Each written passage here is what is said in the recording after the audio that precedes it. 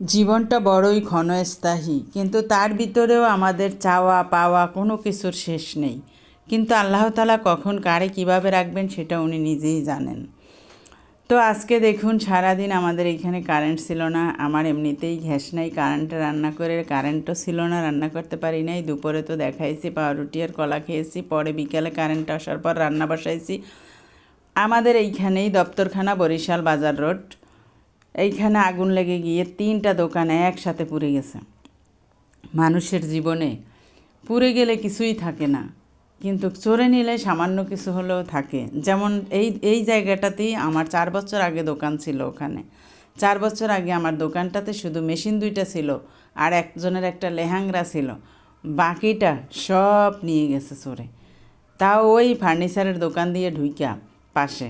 আবার এখন এই লোকটারও দোকানটা পুড়ে গেল। উনি ভাত খাইতে আসছে মাত্র, দোকান বন্ধ করে, পাশে ফার্নিচারের দোকান, ওই ভাইয়ের দোকান থেকে তারের সমস্যা হইয়া পুড়ে গেল।